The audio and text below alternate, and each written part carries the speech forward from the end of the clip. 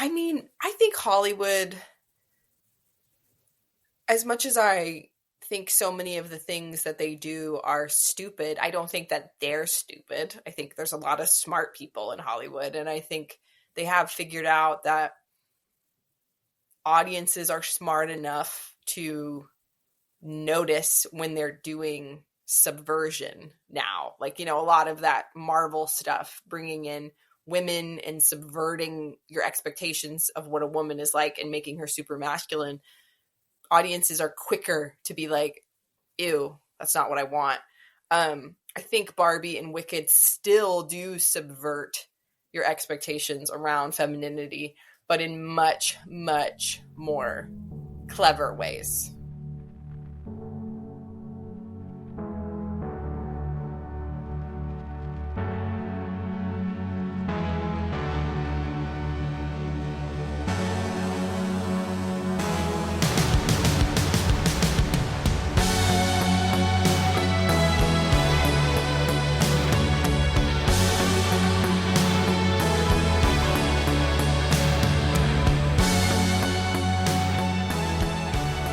Hey everybody, welcome back to the Vince Salerno podcast. This is episode 89. As always, I'm your host, Vince Salerno, and today we're back. It's 2025. This is the first episode of 2025, and we're starting out on a very high note because we have, as a special guest, my good friend, Carmen Schober. Carmen is a novelist, essayist, and the news and culture editor for Evie magazine. She also writes a popular weekly newsletter with 9,000 subscribers. She earned her MA in English Literature and Creative Writing from Kansas State University and taught writing courses before launching her freelance career in 2018, followed by the release of her debut novel in 2021, After She Falls. Her second novel, Pretty Little Pieces, was the #1 new release in Christian fiction on Amazon and a Parable Group bestseller. She continues to teach and speaks about writing and goal setting across the country. I met Carmen when we started working together at New Founding around 2022, 2023, I believe. She's a fantastic writer. I've read quite a few of her articles on Evie magazine, and they're great. She's a very well-written person, just a really talented artist. I definitely intend to read her books after this, and it was just a really great conversation. We ended up talking about more than just the entertainment industry and the film industry. We really branched out to a lot of cultural discussions, some political discussions, which is in line with the direction I'm taking this podcast, because I think I've talked about in the past how I'm growing more and more interested in not just the film industry and the things that interest me in that regard. I really think that we need to have more conversations about how politics, how culture, and how pop culture all intersect, and then how that affects the film industry. And then for me personally, applying that to how we can impact culture for Christ, because that's my mission. I think that's the mission of all of us. Everything that we do should be to impact culture for Christ. So this is all in line with that theme. It was a great conversation. I'm so excited for you guys to check this out. But first, before we get into that, I do want to just give a shout out to all the people struggling in California due to the fires. Horrible situation. Absolutely could have been avoided. It all falls back to the incompetence of the elected officials there in the California government. And change needs to be made. I think it goes without saying, changes need to be made. I know people who are currently out in California right now struggling through that situation. I don't know anybody personally who has lost their home per se, but I know a lot of people had to evacuate their homes, and some people don't know if their homes are still there. It's just a really scary, unfortunate, sad situation. And I mean, you can't help but just, look back and count your blessings, because, at the end of the day, the thing that matters the most is your family and your loved ones and their well-being and their safety. You never know when disaster is going to strike like that. And at the end of the day, their safety, their well-being is the most important thing. at the end of the day, it's all just stuff. But it is also people's livelihoods that are being destroyed. And it's just really sad and disheartening to see. But it's also encouraging to see so many people rallying around and supporting. My heart goes out to all those who have lost their homes, who have lost loved ones, all the firefighters and police officers, any volunteers who are putting their lives on the line to help people in need. God bless you. We're praying for you. We're praying for everybody who has suffered from this very unfortunate situation. Also, not to pile on more bad news, but I did want to mention that a producing partner and friend of mine, Grace Cunningham, recently passed away. Grace had been struggling with a battle with leukemia for several years now. She passed away sometime yesterday, I believe. Grace was she worked with me on my capstone projects in college, Windfall Rising. She was also a fellow classmate of mine. I believe she was a class above me. But she was an incredibly joyful, optimistic, positive person. Like with any film project, there's a lot of stress and a lot of struggle that comes with getting a movie made. And Grace was always a constant source of optimism and, doing what she could to get the film made, to rally the troops, and just to be positive, because it's very easy in those situations to lose sight of hope and positivity. And Grace was always like that. And she leaves behind 3 kids and a husband. My heart breaks for them. My thoughts and prayers are with her and her family. But she was an amazing person, and we should take comfort in the fact that she is with God now, and that she is hopefully in paradise right now. There is a fund for her funeral costs. I'll be sure to link that in the description of this episode if you guys would consider donating, so that her funeral costs are covered and helping her family in this difficult time. It would be greatly appreciated. I'm sure they would appreciate that. But rest in peace, Grace. You were a phenomenal person, wonderful human being, and God rest your soul. Okay, now let's bring it back up. Let's get ready to tune in to my conversation with my friend, Carmen Schober. Enjoy. Carmen, welcome to the podcast. Glad to have you here.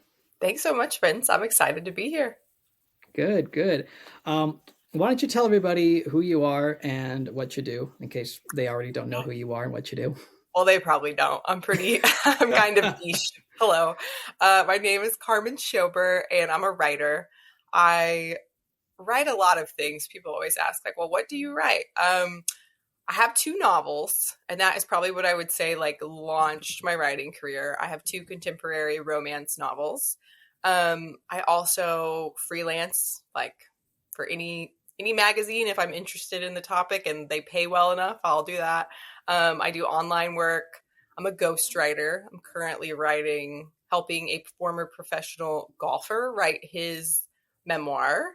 And I'm the news and culture editor for Evie magazine. So I do their news coverage. I do a lot of their culture pieces. And I also do quite a bit of their interviews. Wow. I knew some of that. I didn't know all of that. That's pretty impressive. Memoir. I'm always writing. I'm either taking care of my children or writing, or maybe at the gym. Those are kind of it. 3 options. Nice. I like it. Yep. So has writing always been like the main track for you?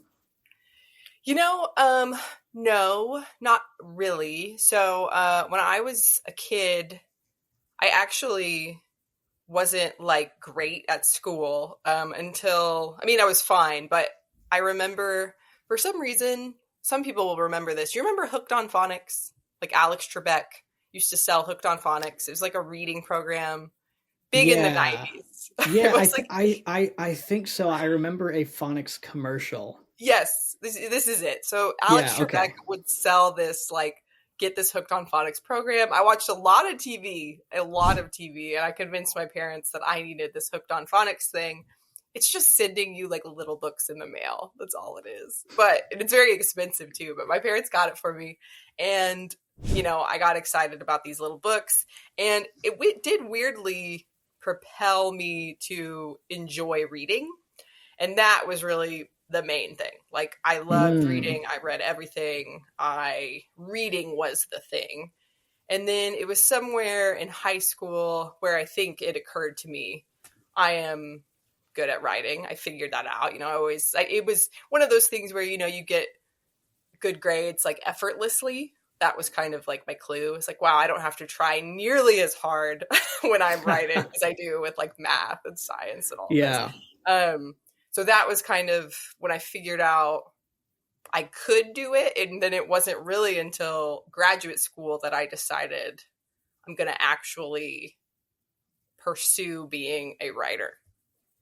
Yeah. Wow. Okay. And then, did you have the idea of being like a writer or a novelist around that time, or did that come much later in your career? So what happened in graduate school is I went into college. I was open option. I went to K-State, and I didn't really know what I wanted to do. So I declared open option, which just means you're going to like try a bunch of things. I thought maybe I would be a teacher.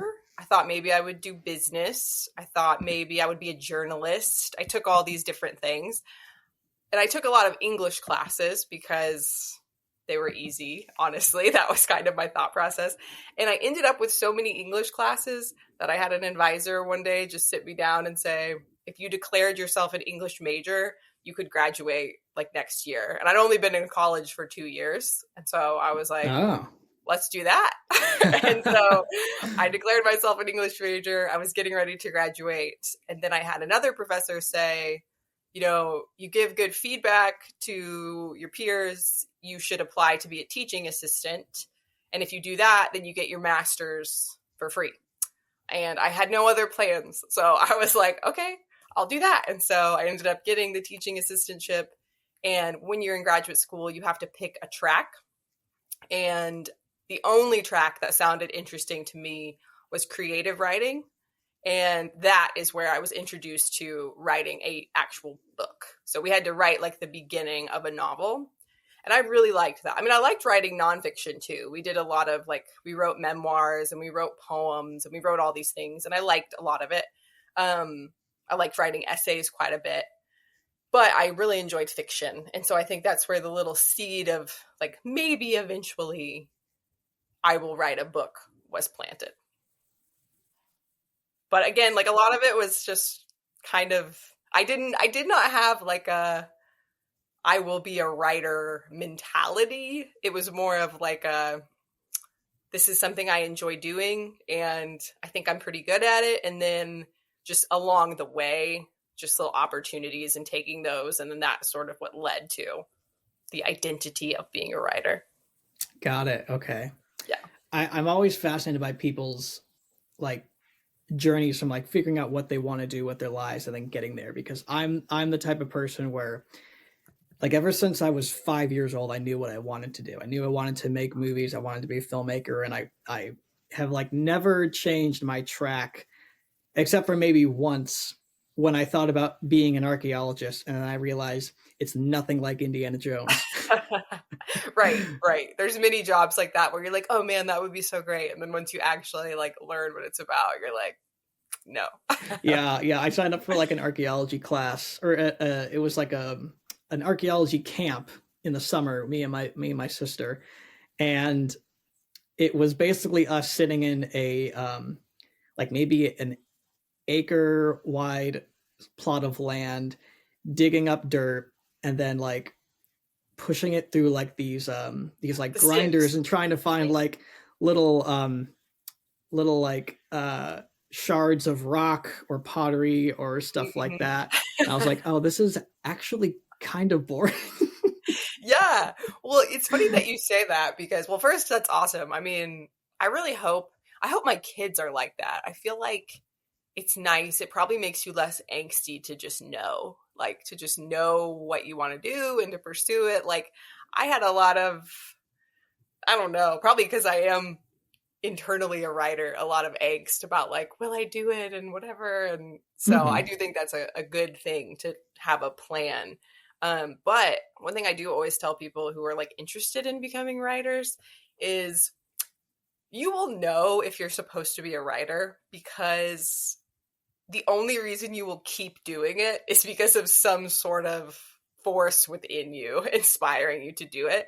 Mm-hmm. Because as far as professions go, you have to work super hard as a writer, and the paths to success are not as rewarding as other ones. Like if you put the same amount of effort in a different career path, you can be a lot more successful a lot faster, is basically Right.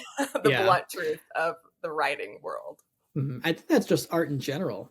I Yes. think most artistic endeavors are, you know, you're not really going to get anywhere. I mean, there are the rare people who like, you know, they get on TV or something and then boom, they're a Right. star. But most people have to work like years before they're ever a household name, if they even get to that point. Right. Right. So yeah, I think most artistic endeavors you have to like, if you're meant to do it, like you said, yeah, it's something that like in your soul, you know, if you can't do it, there's no point in living. It's almost like Right. God's put Right. this seed in your soul, and he's given you a disadvantage because it's going to take a while, but it makes it all the more worth it when you do eventually Yes. get there. Yes, for sure. How I kind of describe it to my husband, you know, because he's been wonderfully supportive for a lot of my writing career. It was just me writing all the time with nothing to show for it. And Jeff was very patient and believed things would happen and stuff. But how I describe it to him is like, I can't help it. Like if I wasn't, there's nothing else I would do. Even if I had another job, even if I did end up, let's say I did go into business or I had become a teacher or something like that, I'm almost certain I would still squeeze in some kind of writing no matter what. It's just there. It's just going to come out. It's and just a natural I'm very part of you. fortunate that it worked out, that I'm able to do it as my profession. Yeah, that's fantastic. So let's talk about your books. So how many books have you written so far? So I have 2 novels. The first one is called After She Falls, and the second one is Pretty Little Pieces. They're not together. They're separate. They're standalone stories. And they are kind of like, the best way to sort of describe those are everything I love about a good romance novel in a novel. It's like the first one, After She Falls, was me taking Rocky, the classic Rocky movie with Sylvester Stallone, but like reimagining it, making it, you know, 2018, I think is when I wrote it. It had a female protagonist. She was Cuban instead of Italian. It was modern day. It was in Philadelphia. It was in a fictional town in Philly. It was all these little like nods to Rocky, but something different. And also keeping those same themes, you know, this underdog, this, you know, achieving your dream. There was a strong romance element running through it, just like in the Rocky movie. And then Pretty Little Pieces is super different. The premise of that one is like, you know, are you familiar with HGTV? You know, yes, like home renovation. Very much, jokes. yeah. Yes. So like the main character in Pretty Little Pieces is like this perfect HGTV girl, but her life sort of falls apart. Her boyfriend's also on HGTV and he breaks up with her. And they end up having to compete for a reality television show. And in that process, she meets this guy who lives out in the woods and he's like her total opposite. That one's a little more, I hesitate to say hallmarky because it's not hallmarky in execution. I guess it's hallmarky in premise. I was about to say that sounds like a Hallmark movie. Yeah. I mean that in the nicest way possible. Right. World Magazine said something about it being hallmarky, but I can't remember. It was a positive review. World Magazine said like Hallmark, something like electric without the raunch. You know, it was a good review. It was what I was going for. It's all the fun of a romance novel minus all of like, you know, the secular feminist goop that is in most of them. super spicy covers you see at Target and all that. Yeah. My one request to my publisher when they sent me the covers, as I was like, I'm down with like a lot of things. I just don't want two people embracing. Like, I just don't want, like, that's the only thing I'm not cool with. And I ended up getting very beautiful covers. So thankful for that. Yeah. Well, I mean, both of those premises sound really fascinating. I mean, honestly I need to pre-order those right now. Guys, a lot of guys have read the After She Falls one because it has the MMA element. She's a martial artist, and a lot of them like it. Like my dad read it and he was like, I didn't really get into the romance, but I really like the fighting. So you just skip those parts. Yeah. No, I mean, I'm up for a good romance. I think romance is missing in a lot of movies because Hollywood's stupid and doesn't understand romance, and right, the same sexes are attracted to each other, and yes, of course, everything's a mess. So I actually say no. Let's do romance. Let's do normal heterosexual romantic relationships. Let's bring it back. Right. I mean, that's kind of, to me, like, I've always thought. I mean, obviously, there's romance novels that are like very bad for society and individuals as a whole, but aspirational romance, like two people that you are rooting for and overcoming obstacles and making romance beautiful and, happily ever after, like, that's, people need that. We're supposed to have stories like that. Yeah.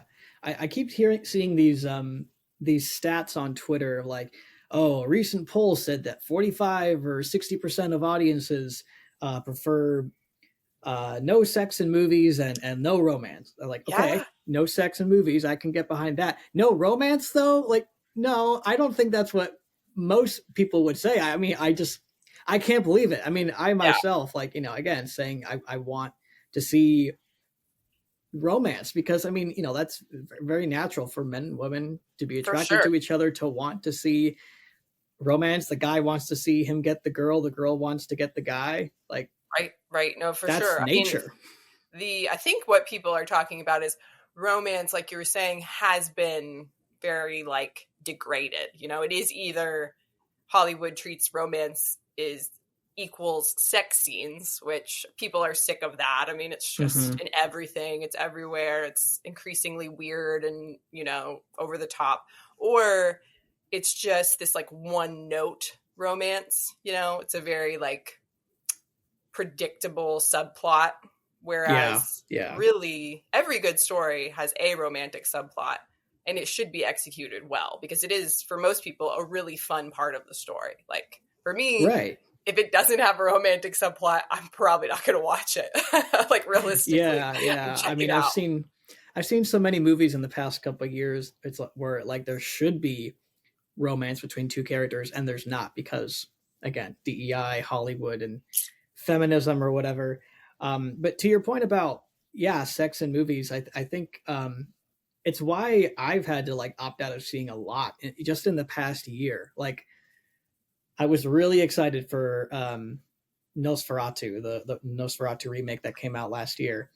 And I kept reading that like, oh, there's like a lot of nudity and there's a lot of sex scenes and stuff like that. And I have no idea if that's in the original film. I doubt it is, but like why does that need to be in there? Right. Or if there is some sort of sexual undertone in the movie or undercurrent, can it not be like an implied sex scene? Can we not do it a little more tastefully? Like, for sure. Well, did you read so they're remaking American Psycho.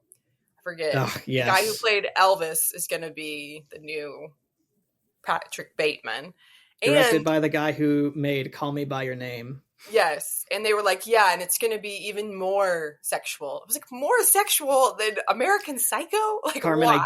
I guarantee you there's going to be a gay sex scene in there. I guarantee you. Like, let's bookmark this until next year, whenever the film comes out. I guarantee you that's going to be a thing. Oh my gosh. I mean, probably. Given the director and given like where we are, right, with all that stuff, and I didn't know that actually. You're I'm hearing that for the first time about them making it more like sexual. So meme. It's like that Trump meme. I'm hearing this for the first time. That's what it reminded me yeah. That's right. You're telling me this for the first time. Sorry to break it to you. Yeah. It's clown well, world. I wasn't excited about it to begin with. I mean, Yeah. American Psycho is a fantastic movie in itself. I think Bret Easton Ellis is a little bit based. I don't have like hard evidence, but one time I was at a writing conference and he was there, and it was very like aggressively progressive, you know, like everyone in the room, it was that. And this was like years ago. Like, people don't realize, if you spend time in an English department, like, you know, the woke world we live in, that was just like my reality. That was just like normal to me for many years. I mean, I knew it wasn't normal, but that was just the air I breathed. And I remember being at this conference and Ellis was there, Bret Easton Ellis, and I forget exactly what he said, but it was something like mildly critical of the DEI stuff, because it was like very in there. And I remember thinking like, huh. And I've just always walked around with that little nugget in my mind of like, I wonder what he really thinks. But he probably can't say anything really, you know. Well, I think nowadays, like, I mean, I think Trump getting reelected really shook up everything, like politics, the culture. I mean, even Hollywood. I think there's a rumor going around that Captain America 4, the new one coming out that no one's looking forward to. Oh my gosh, there's 4 of them? Yes, there's 4 of them. Yeah, and this isn't even this for the first time. And this isn't even with Chris Evans. It's with Anthony. I don't know how much you know about the Marvel Cinematic Universe, but this is with Anthony Mackie, who plays the Falcon. He was given the shield, and now he's Captain America.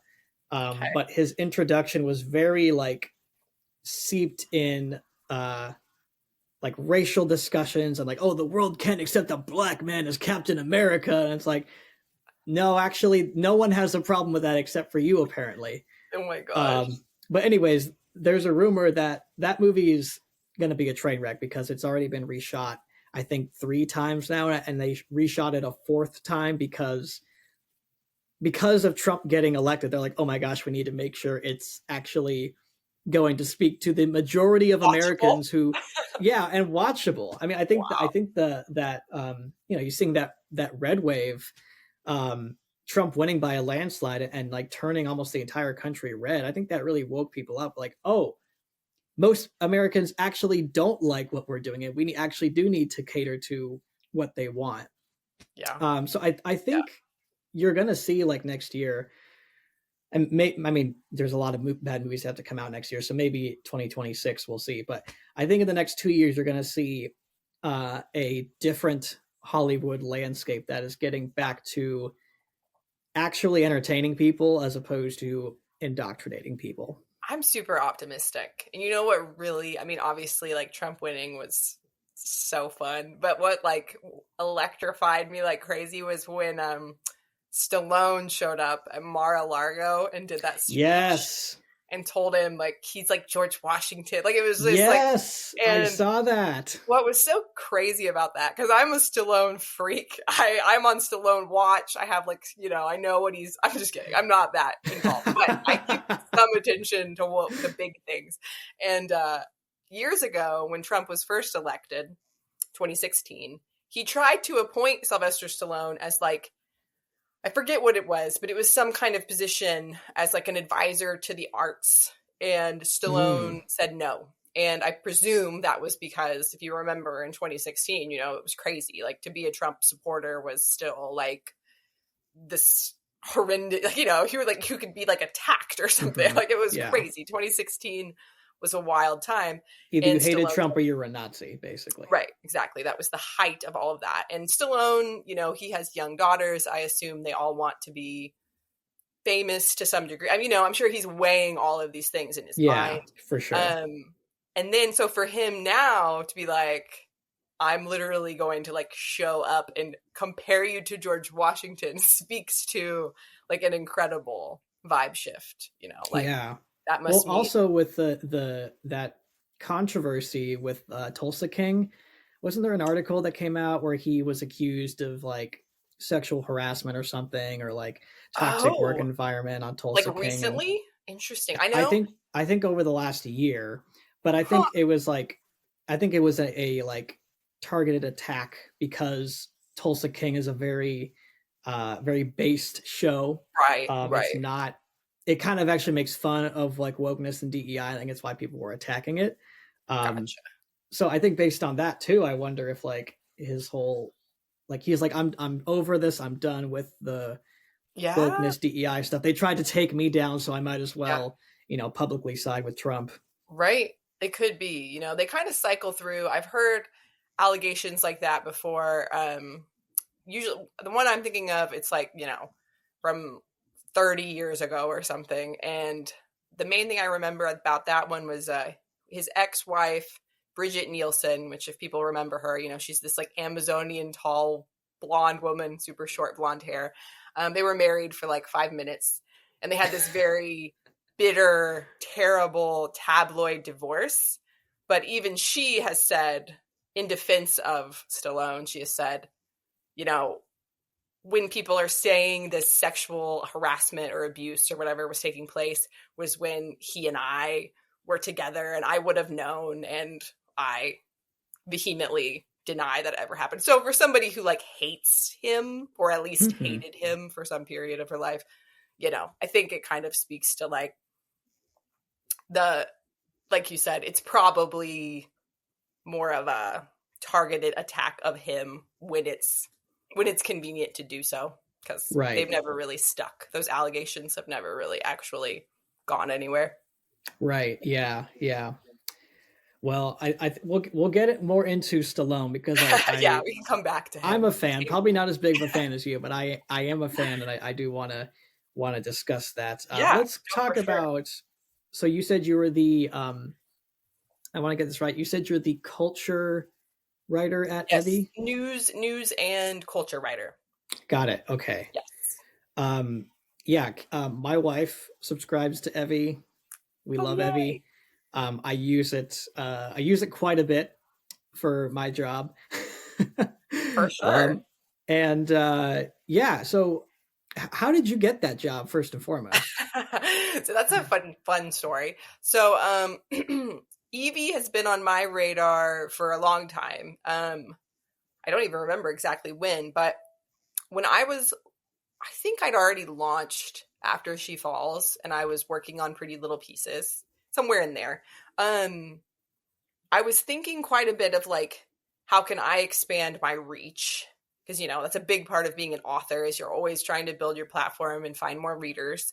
And it occurred to me that Evie and I actually have very similar audiences in mind, because when I wrote my romance novel, I was thinking, who's going to like these? Who's going to really enjoy these? It's going to be women who, love pop culture, they love good entertainment, they love love stories, they love romance, they don't have like an aversion to this, but they also are going to have some depth, some interest in what does it actually mean to love someone, and what does a healthy relationship actually look like. And they're going to, most likely, if they're not Christians, they're going to at least be interested in questions of, is there a God and what is he like and how would we know? Just women who actually think, like women who fully realized three-dimensional women, who have a variety of interests. Because I think for in a lot of Christian and conservative spaces, a lot of those women are very smart, but they're kind of like forced by their entertainment options to be kind of one-dimensional, because it's like it has to be Christian or it has to be conservative, and those are very like rigid categories for some reason to Mm-hmm. people in these spaces. When to me, I mean, those mean specific things to me, but there's a lot of like variation and fluidity and interesting nuance within both of those things. And Evie is doing something very similar, right? They recognize this huge gap in the market for women's media. All of women's media, aside from Evie, literally Evie's the only one that doesn't, pushes this very like militantly secular, militantly progressive point of view. And the majority of women don't have that point of view. The majority of women have some interest in tradition. They have some interest in religion. They have a strong interest in relationships. They would like to find someone to have a great relationship with. They would like to have a family. That woman exists, and there's millions and millions of that woman. And Evie was trying to reach her and give her the kind of entertainment and information that she would like. And so that is why it occurred to me, I should try to work for Evie, because we're trying to do the same thing. So I applied for some kind of position. I don't even remember what it was. I think it was kind of a big one in 2020, maybe. I didn't end up getting it, which was a bummer. I was like, oh, darn. But I was launching a book, so I moved on with my life. And then after my second book came out in 2021, that one sold a lot better than After She Falls, which was great. But I was still kind of thinking, like, I'd like to get it in front of more places. So I went back to Evie and I said, could I just write you guys something? I'll write you a piece. It'll be called How Progressive Politics Ruined Good Storytelling. And they were like, sure. And so I wrote that, and it performed really well. They came back and asked me if I would want to write on a more regular basis. Started doing that. And then it was funny. I was going to be like, hey, maybe we could make this like a more official thing. But then they came to me and they were like, let's make this a more official thing. It worked out. It's yeah. great. Good timing. That's awesome. Yeah. So that was, you said that was 2022 that you started that? So I started working for them. Oh, shoot. Do I have the timeline right? No. Okay. So Pretty Little Pieces came out in 2021. But then, no, I didn't start working for Evie. I didn't like pitch to them until the end of 2022. And I started working on their team in an official capacity 2023. And So was that in between with New Founding as well? Yeah, it was a little bit of a gap between New Founding and Evie, but not huge. Got it. I guess I should have clarified if I haven't. I don't think I have. Carmen and I used to work together for the same company once upon a time, and we don't anymore, but that's how we first got connected. Yeah, that's right. That was fun. It was adventure. It was an adventure. Yeah. We landed in good places. So yeah. So I read some of your articles over the past couple of weeks, and yeah, I love your writing. I think it's great. Just the way you just cover like I think I read today your article on Tom Holland and Zendaya getting engaged. Yeah. I was like, this is so well read and engaging. Oh, thank you. Like I know what it's about. I've read the story myself multiple times. I've seen it on X. But I love the way that you're telling it to me. Thank you. You know, somebody was asking me, they were asking me for writing advice. Like, they were like, you know, we like your style. How do you do it? I mean, everybody obviously has like their own voice, and that's important. You want to have your voice. But I think I read a ton growing up, and I read a lot of fiction. I read a lot of romance novels. I read a lot of stories with just like very classic structure. And then I also read a ton of self-help motivational books. I like those. I just always have. Like feel good, positivity, here's things to like improve your life. And I think I've internalized those two styles of like the self-help style is very like give you the information efficiently and pleasantly. And then storytelling is obviously, you know, you need to take the reader on a journey. And I think for me, intuitively now, when I sit down to write, those are kind of the things I'm like, okay, we got to do those three things: concise, pleasant, and we're going to do the whole arc, you know, beginning, middle, end. Even if it's news, because, you know, news should be enjoyable to read too. Right. I definitely get that vibe. Both of those influences definitely come through. Now, when it comes to covering things like that, do you get free reign about how you get to tackle a certain current event, or do you have to stick to like a certain, I don't want to say like agenda, because I know Evie probably wouldn't force you to do that, but do you have to stick to like a certain like approach Yeah, or like objective right. stance for the No, I know what audience? you mean. It's kind of a mix. So a lot of the news coverage, it's very straightforward. It's this happened, but other times it's this happened plus my commentary on it. Mm. And oftentimes those are things that I have pitched. So I already have my idea of what I'm going to say about it, like with the fire situation, I pitched like, should I go ahead and dunk on Gavin Newsom right now? Like, like, should I make it known that this is like very largely his fault? They're like, yes. But then other times, on our team, someone else will be like, we need the Evie take on this issue. And so then, I mean, I usually know what the Evie take is, but sometimes it means, coming together and being like, so we want to make sure we address all these little nuances, but we're coming down mainly on this side of the issue and then Mm-hmm. get that across. Sure. Yeah, I guess that definitely makes sense. There was one article I wanted to talk to you about, because I found it fascinating. It was the body positivity movement Yeah. article. I've been kind of fascinated by this topic, this discussion. I think it's just interesting and hypocritical all at the same time. Yeah. But I want to know what was your initial attraction to that subject and writing that article? I was the perfect person to write that article because I have been overweight before. In fact, probably maybe not the majority of my life, but at least half of my life. I'm not like in the obese realm, but certainly not like fit. I wouldn't be characterized as a fit person or a slender person. But even then, body positivity did not work on me because deep down, I didn't like being overweight. You know what I mean? Like, it was just this, like, I don't know if it's because I read a lot or what the influence of Rocky that Rocky had on me. I watched that at a fairly young age. I just could never really buy into this idea of like, just accept yourself as you are in that sense, right? Like, obviously we have to accept ourselves as we are without deluding ourselves. That's important. We can't like lie to ourselves. But this idea that I should be just as happy at a weight that I'm not happy at that I would be when I know I would be happier, fitter. It just the contradiction was very obvious to me.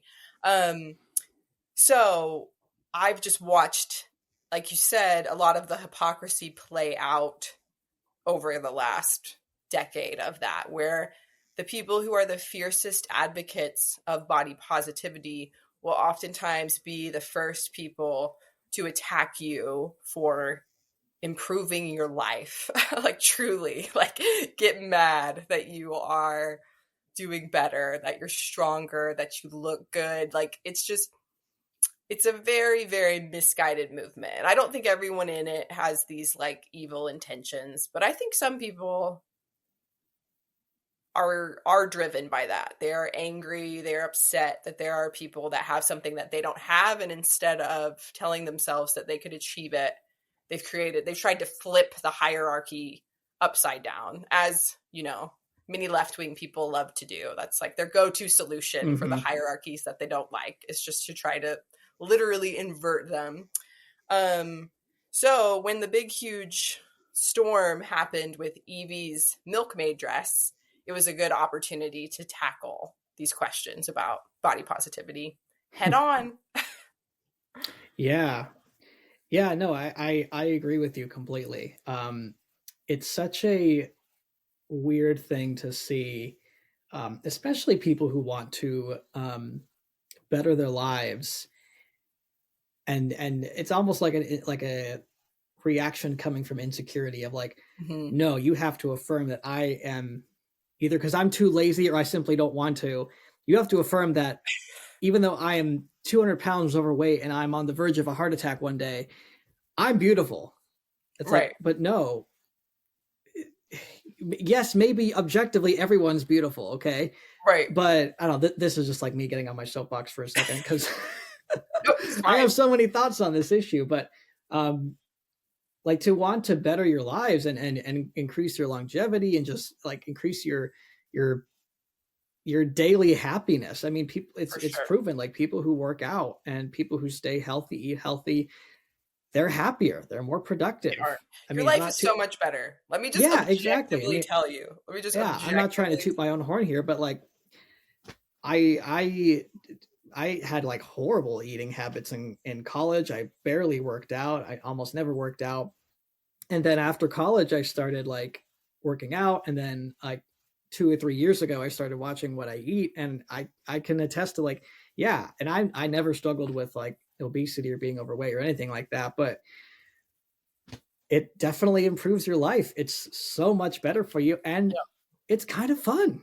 It's Yeah, fun to work out. I look forward to it every day. Every day after work, I work out, and it's like one of the few things that I get to look forward to in the day.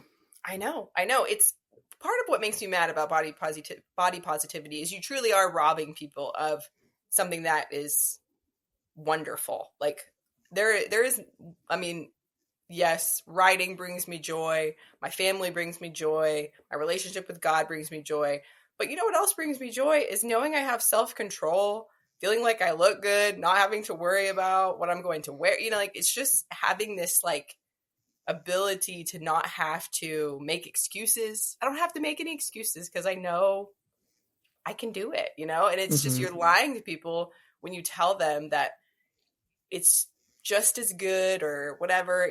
And really, you know, I think maybe the most interesting point I hope I made in that article for people who are still kind of sold on body positivity to think about is there's this real effort to insist that there's no real beauty standards. And that comes from this place of not wanting to hurt anyone's feelings. And that is a nice thing. But the truth is, we all know, like, you ask a body positivity advocate, like, why don't we celebrate the thin model as much as the fat model? And they're going to say something along the lines of thinness already is celebrated. Thin people already have privilege. Thin people get this. Meaning that when they look at two different bodies that are very different, they already know which one is more appealing. They already know Right. which one carries more privilege. They already know which one leads to more attention. Like this idea that we're going to pretend like these beauty standards don't exist when literally the way that they police body positivity requires them to identify which body is more attractive than the other one means they exist. Mm-hmm. So what Yeah. if Yeah. instead of this, we just said, yes, objective beauty standards do exist. There's a lot of variation within those standards. You know, like we're not all going to look exactly the same, but what is going to be objectively the most beautiful would be optimal health. And that does not include obesity. That doesn't include being significantly overweight. That doesn't include being significantly underweight either. But body positivity is all about like, you can't notice that. Mm-hmm. Like, don't notice that there's a difference. And we all do. And that's Right. why ultimately it's just a very sad exercise in denial. Yeah. Yeah. I like what you said. Like, yes, there is an objective standard to like what is objectively good looking, what is objectively beautiful, but there is also a lot of variety in that. For sure. Like, you know, there are skinnier women out there, there are curvier women Curvier. out there. Right. Like, everybody has different body types and different preferences and stuff like that. Even with men, you know, it's the same Right. spectrum. But even, and I'm not like a plus size like body positivity, like I don't know like all the players in this this topic, but Yeah. um I know Ashley Graham because like I'm Right. from Omaha, Nebraska. She's from Nebraska. It's the only Oh, reason why I know who she is. And she's been a big plus size advocate. Even she lost weight. Like, I think there was an article that came out like maybe a year ago, 2 years ago, where she lost weight, and she's also an advocate for like working out and stuff. And Yeah. that sent me on like a rabbit trail a little bit. And you're seeing a lot of these like plus size actresses, models, like, and whether it's Ozempic or not, who knows? But even they, or even Lizzo, like Right. Lizzo is working out, and after like, I hate to say what people are saying on Twitter, which is like sometimes bullying works, but I mean, in that case, not advocating bullying, No, but no. like I was happy for her. I was happy to hear that Lizzo Yeah. was like working out and like not um sticking with Right. this lifestyle, which seemed to be like you said, it seemed like she was doing this because she needed to affirm other people's obesity, or identifying as like, this is my lifestyle that I choose to live in. Like, she's doing this for other people, she's not doing it for herself. And that Right. seemed like a choice where she's like, I'm going to do this because I want to live a healthier, happier lifestyle. And I haven't seen anybody, even her detractors who don't even like her music, I haven't seen anybody on Twitter saying, oh, why is she doing that? Oh my gosh, what's wrong with her? Everyone's has nothing but good things and praise to say for her. Like, good for her. Like, one less person's going to die of a heart attack or diabetes or something. Right. You know, I've seen that sort of rhetoric before too, like bullying works and shaming works. And, it's like a joke. Obviously, you shouldn't be mean to people. There's really very few instances where that's a good thing. What really the message I wish I would have internalized sooner, because once I did internalize it, this was the game changer. It was when I watched Rocky, and I got the message of, even when you lose, you can win, right? That's kind of this big important theme in the first Rocky movie, is you can be the loser and you can still be the winner. And a huge hang up for me in my journey of fitness was I always hated to look dumb, right? Like, I was overweight, I wasn't very athletic, and I hated exercising in situations where I knew that I looked foolish. I knew that I looked, that people were probably making fun of me. Like, that just adds another layer of like, oh man, this sucks so much. But after really realizing, like, the only way that I'm gonna not look like a loser is if I keep doing this. This is the only chance I have, is I have to keep showing up. I have to keep, I have to keep coming. I have to keep putting myself in a position in a boxing gym or wherever else it may be to look like a loser. And then eventually you're not a loser anymore. And that for me was very important. I had to come to grips with, like, there's a part of this process where I just have to be the loser. But if I believe that I'm winning, then I'm gonna eventually win. And I think that is a big important step for people, like this mindset, to get out of the hard cycle. If you don't have a great diet, if you don't like exercise, it's not easy. I won't lie and be like, you're about to embark on this easy thing, but it will be like the best thing you ever do if you get into shape. Yeah. Yeah. The redemptive suffering is so good for the soul. And you Yeah. almost have to go through that humiliation. In multiple, not even just in working out, but like in multiple areas, and like addiction and all Professionally, that. You have to that's a like, thing. you have to sit in the bed you make. You have to sit in the schlop that you've been living with, and you have to slowly clean up after yourself, and eventually you'll find yourself where you've always wanted to be. And that Yeah. doesn't happen overnight. Like, it does take commitment. It does take Yeah. a lot of hard work. But And I think, God must want it to be that way, because it is in so many areas of life. Like, professionally, I mean, I had to be a loser as a writer for a long time. I wrote blog posts that nobody read, grinded away. But like, for whatever reason, that is the process through which you become a master. God said, you start humble, and you need to stay humble even when you do become a master. Like, you start to become insufferable. when you reach the summit that you wanted to reach at, you still need to remember Hmm. all it took to get there. Yeah, humility and gratitude can take you so far in those situations. And yeah, you have to, um, whether it's like, yeah, like you said, like going through a job that you don't want to do, or like admitting that you're not the best at whatever you want to do in life, and you need to go back to school, you need to relearn some things. Like Yeah, there is a humility that comes to mastering something or being a master in something, that for sure. I think some people don't want to do the work, and they want to take excuses, they want to make shortcuts. And Yeah. that's where you get the body positivity movement. That's where you get um, Leftism. DEI, leftism in Yeah. general. Like the whole movement is uprooted and based on the fact that um, it's just a bunch of people who are too lazy to do the hard work. Yeah, And or not they're to make this too afraid. Maybe they're afraid to look foolish, Maybe it's right. that.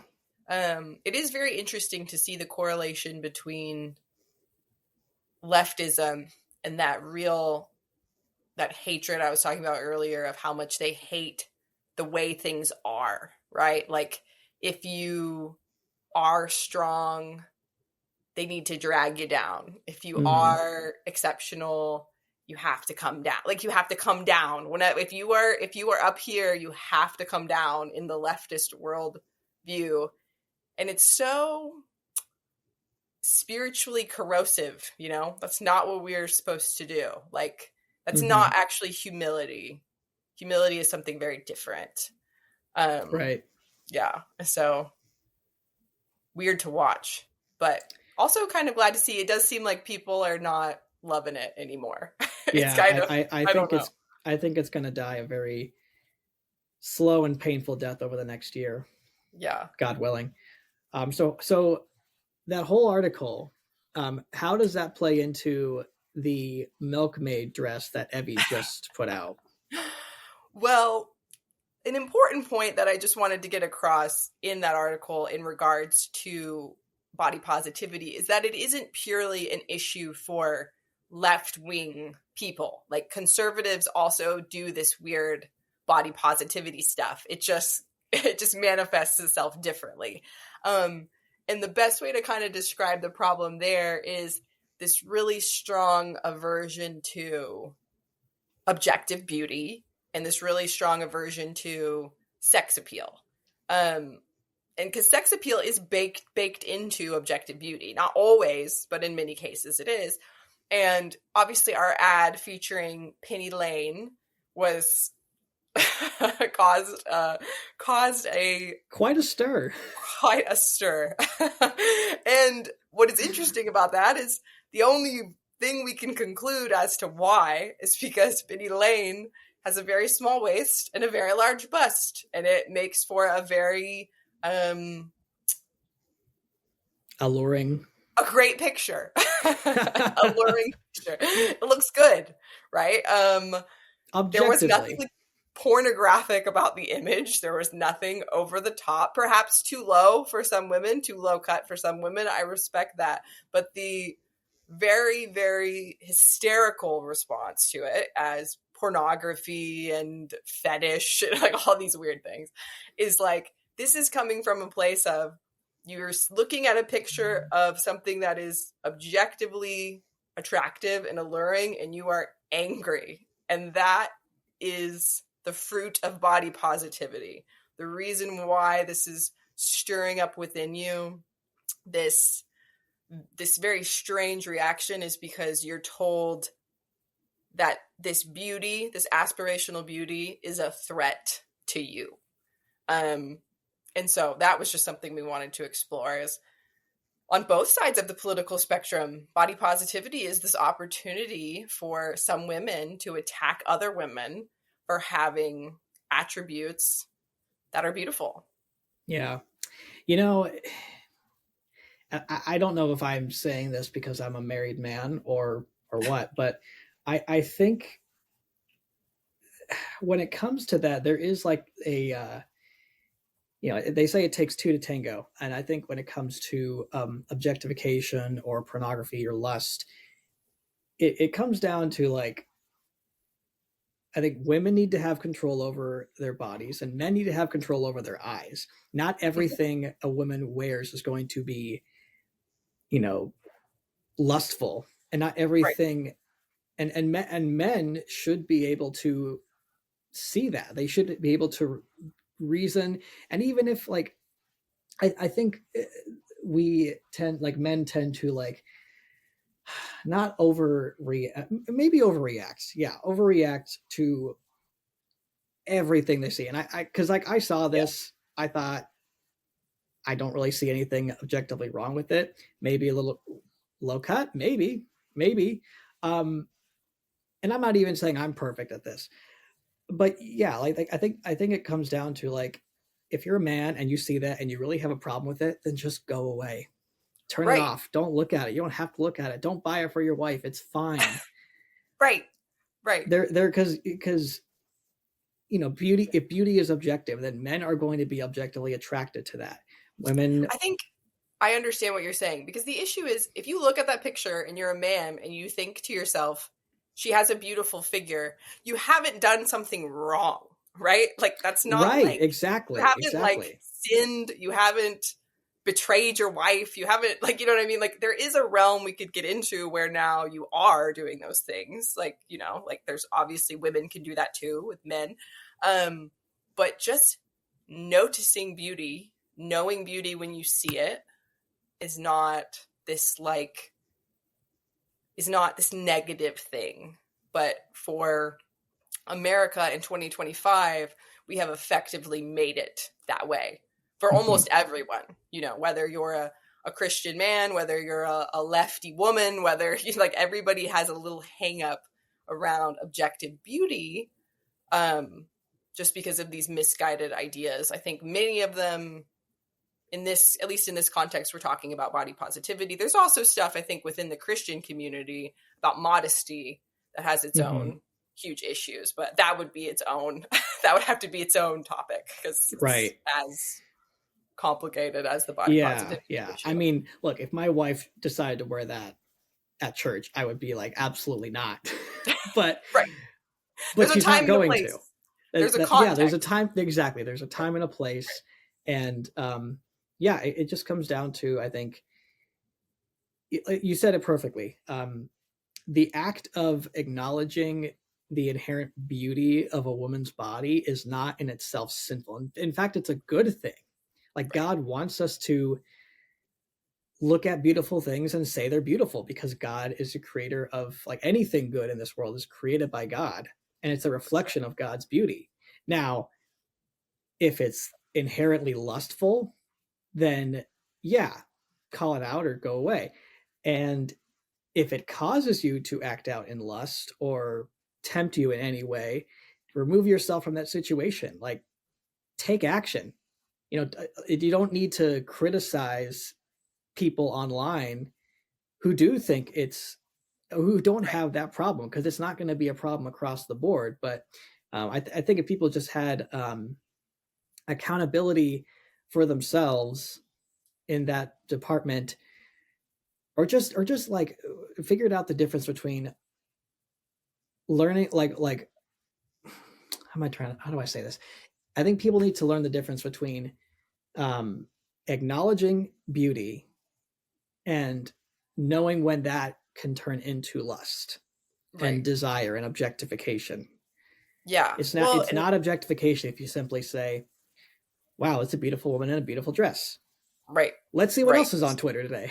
I mean, I think what you're saying is important, because honestly, I mean, there's no question, right, that like modesty is an important thing that needs to be rediscovered, re-understood. Like, Mm-hmm. modesty as a virtue is very neglected in 2025. I won't argue the opposite point. However, there is nothing more cringe to me as a woman than when I get on Twitter and I see men essentially like whining about women not being modest, because as if they cannot choose how they will respond to immodesty. That's almost the implication of some of these conversations, is like, women these days, they just don't, you know, they're not virtuous. They dress this way, and it's this like cross that men have to bear. And it's like, look, like, I'm not saying what they're doing is right, but it's the most like not masculine thing ever to come on here and like act as if you're just this this A poor victim. victim who cannot control what you look at and what you look at a second time. You know, it's just, it's very it's a very it's a leftist mindset. Get out I of can that. agree with that. I do Break think out of it. it can come off as very unattractive and not Yeah. masculine. And I'm not even saying that every man has to be perfect at that. Like, that is a virtue, and it's a muscle that you have to flex. I'm not even saying Right. I'm always perfect at it. But if, yeah, you have to be able to at least try to control your desires and not blame it on women. I mean, and look, there are women out there who are putting themselves out there and willingly letting themselves be objectified, whether they know it or not. I don't think that was what was happening with Right. Evie magazine, a Right. magazine that is pretty much unified with all of the things we've been talking about, modesty and Right. like, you know, healthy marriages and stuff like that. I don't think anybody at Evie thought like, oh, hey, let's put out a dress that's going to destroy some guy's marriage. Oh my gosh. Right. Like, I mean, a big part of Evie's ethos has always been embracing sex appeal as a good thing in the context of healthy relationships. Like, who the heck doesn't want, like, there's no woman in a healthy relationship that doesn't want her significant other to think she is sexy. Now, like you said, there's certain contexts where, of course, she is not going to want to be sexy. Like, who wants to be like, you know, at church in a situation? Like, there's a time and a place, but the idea that we would erase sex appeal completely is a concept that should be foreign to anybody who believes in God. Like, you know, like, Yeah. why would we? Like, you know, like, clearly, like you said, he's created beauty. We know sex appeal when we see it. It has an important purpose. People in loving relationships want to experience that. So encouraging it in a healthy way, which our culture certainly does not do, but Evie's doing it in a specific, fun way, should not be fits and conniptions. Right. Fits and spasms. Yeah. And I mean, like I said, like, my wife subscribes to Evie. She reads articles. She'll send stuff to me to read. Um, and I agree. Like, I think Evie is definitely fulfilling that exact role. So yeah, it's great. I think it's great. um, let's move on to some current events in the film culture space. The Golden Globes were last weekend, I think. I don't even remember. Sunday. I haven't willingly watched the Golden Globes since like maybe 2019. Yeah. I only know I'm about him just because of so Evie. over Hollywood award shows, which is a shame because I used to love watching the Oscars. Like when I was in college, me and my film school classmates, we'd all get into like our apartments. We'd watch the Oscars and stuff. It was great. We had a great time, and I just don't care anymore. I know. But I saw some of the winners, and one that's I think interesting is this. Have you heard of this musical Emilia Perez? Yes. That's been taking the internet by storm. I don't think anyone even really knew about it until it won. I don't remember what Golden Globe it won, but I it think won it won Best something. Musical. I think it beat Wicked and won Yes, Best you're right. Musical. You're right. Yeah. Because my wife was just telling me today, like, yeah, that beat Wicked, didn't it? I was like, it did? Yeah. Because I saw Wicked. Wicked's amazing. Is it? I haven't seen it. It's, I was really skeptical. I thought it was going to be woke and bad. And there's some stuff in there I didn't like. But as someone who's never seen Wicked, never listened to Wicked, I thought it was incredible. Oh, well, maybe I'll consider it. Yeah, because I've had the same like kind of bad vibe. I'm like, I see the previews and stuff, and I'm like, I don't know, am I gonna hate Mhm. this? But And my very conservative wife is a big fan of Wicked, and I took her to see it, and she absolutely loved it. She didn't have any problems with okay, it. all right, maybe I'll go see it. Mhm.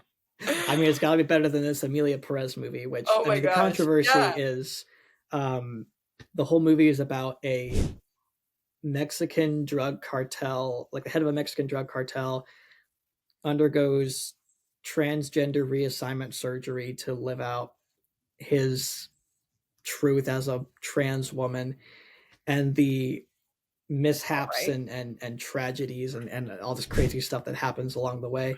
Um, it's a bizarre looking, bizarre sounding premise. yeah. I haven't seen the movie. I don't know. What's your take on this whole thing? Well, I saw that. I saw that it beat Wicked. I was pretty shocked. I remember I'd only seen one thing about that leading up to the Golden Globes, like literally one tweet about this movie. It's like Amelia Perez. Is that what it is? Yeah, Am I Amelia even saying it Perez. right? Mm-hmm. Um, and it was Selena Gomez like yelling into a phone in really exaggerated, goofy Spanish. Like not like you could just tell like this was like not very good at acting. Like it was, and the comments were basically that they're like, man, basically Selena Gomez is failing at this. That's the only thing I saw leading up to it. That's all I knew. I was like, oh, Selena Gomez is in a movie. Her Spanish is very theatrical, I guess is the best way to put it. And then I saw the clip of the song about the vaginoplasty. Vestinoplasty, yeah. Zoe Saldana. Yeah.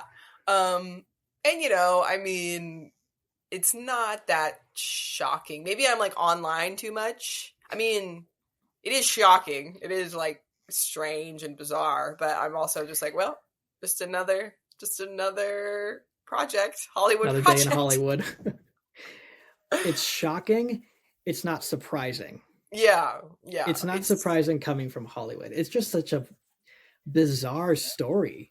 Like yeah, a musical about a Mexican drug cartel and the head of that going trans, and then yeah, like it's like a Spanish English musical, and I didn't really know about the whole Selena Gomez side of yeah, things. she's in it. I wonder if it's because obviously, a lot of the woke stuff, the trans stuff, hasn't been as effective among Black and Latino men. They've more effectively targeted that among white people. Mm-hmm. And so maybe it's some weird, like they're trying to mainstream that. They're trying to like make that arty and cool. But again, it's like Mexican cartel drug dealer guys are like the last of the Latino, the male Latino population that are going to be interested in this. Which like, I is don't know why they could interesting. go for like the sensitive Mexican kids or something. Like if they even exist, yeah. It's interesting because I feel like demographics wise, most Mexicans are on the like conservative Christian end of things. I mean, at least religiously speaking. right. Most Mexicans are at the very least like Catholic, if not at the very least Right. Christian. They're much more like culturally speaking. Yeah, still very family oriented, I think, which is a big part of it. And like yeah. when you love your family and you're connected to your family, it's hard to be like, yeah, I hope my son wants to become my daughter. If you're like actually like have a healthy grasp of things, that's just not like appealing to you. That idea is not like, let's embrace that. And so they have been more they have like a force field against some of that stuff in a way that more indoctrinated white families unfortunately don't. Speaking of trainee kids, we should talk about Blake Lively and Justin Baldoni. Did you see her comment? I saw this. Yes. I think this was an Ally Best Stuckey's episode on this subject. She put out some sort of comment where she's like, I hope my kids are girls or at least trannies. Yeah, because I have so many handbags and I want to give them to them or something. Right. Yeah, I have such a hard time with this conflict because I don't really like either of them. I liked Blake Lively before this whole thing. I thought she was very pretty, and her and Ryan Reynolds seemed cute. You know, they have 4 kids. They've been married a while in Hollywood. Like, you know, I was like, good for you. Indeed, yeah, indeed. But that comment is very off-putting. Joking about wanting your kids to be trannies so that they'll like wear your shoes and stuff is weird. I mean, you know, maybe it was just a weird joke. I'll give her the benefit of the doubt. She's a Hollywood gal, so what she thinks is normal is probably very different than what I think is normal. But she does seem like she would be a diva. I could see it being hard to work with her. I personally, and this might be controversial, I think Ryan Reynolds is kind of annoying. Like, when I watch Deadpool clips, I'm like, you are like an annoying teenage boy who won't be quiet. That's like my feeling about like Deadpool. And so I have that. But I don't love Justin Baldoni. I do not like the whole like, I'm a sensitive woke man. Like, I don't like that, obviously. And so like all of them together, I'm just like, I don't know who's the worst, but you're all not my favorite. You're all horrible. Yeah. Yeah, I think I can see that about Ryan Reynolds. I'm a fan. I'm not saying, I wouldn't even say I'm a passionate fan. I don't even think Deadpool's not my favorite character as far as like Marvel characters or superheroes go. I think his movie interpretation is far better than his comics interpretation, because in the movies he actually is imbued with quite a bit of humanity, especially in the second movie. He's quite a tragic hero, and there's like, I don't know, he's just very fascinating. When you look at things, I look at things from a very like God-centric lens, and you look at like this person going through struggles and trying to, you know, get to a certain place, and you're like, I see a lot. I see conflicts as like, okay, people struggle to find God, but it's not actually them finding God, because that's not what they're looking for. But I see a lot of that in his portrayal of Deadpool, which I commend him for. But I can understand why his jokes and his shtick can get very old, because the Deadpool shtick is just the Ryan Reynolds stick in a red leotard. Yes, it's such a thing. And I mean, I don't mind a thing. Like, I'm a huge Adam Sandler fan, and obviously Adam Sandler is a thing, right? Like, Adam Sandler's way of talking and delivering jokes, that's a thing. Same with Vince Vaughn. I like Vince Vaughn. Right, yeah. People give me crap for that, but I love a fast-talking man. Yeah, no, they're both great. Yeah, but Ryan Reynolds, I don't know what it is. Something about him, I'm like, I don't like the thing. Yeah, I get it. Did you see that now Justin Baldoni is saying, his lawyer is saying that Nice Pool was based off of him. Yes. Yes, I saw that. Which, if that's true, that's pretty dark. Like, that's pretty like, it whoa. is, because like Lady Pool is played by Blake Lively, and she like blows him away with these Uzis, and like his head blows off, and it's like, it's probably the most graphic scene in the movie. Yeah. And it's hard to not think that it was him, because all the details are like too specific. They're like, yes, whoa. So dang. Yeah. It's a little concerning. It's a little I wouldn't say that's healthy behavior. Right. That's what happens when you have too much money.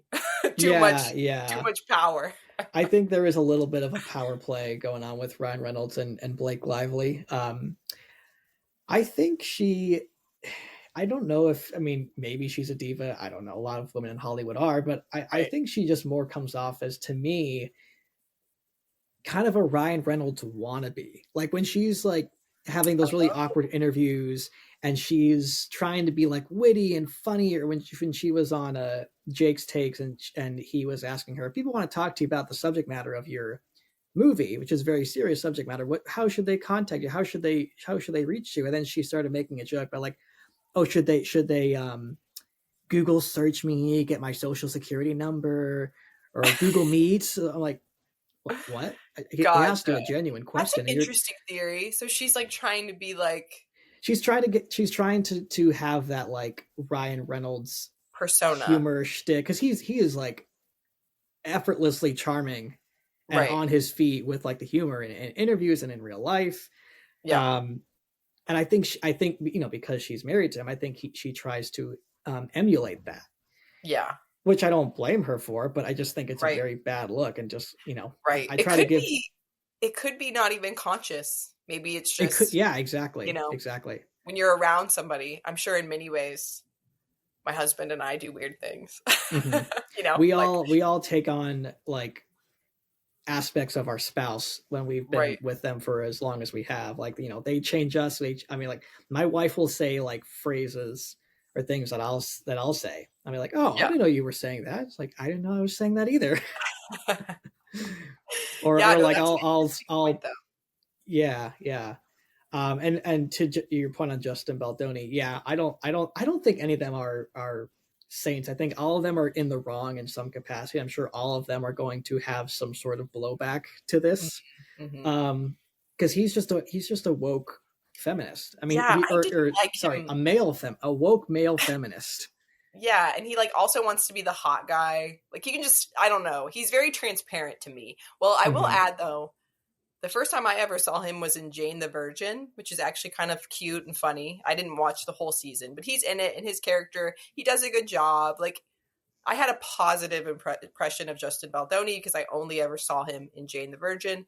And Hmm. then, for Evie, we started covering all the it-ins with us press tour stuff.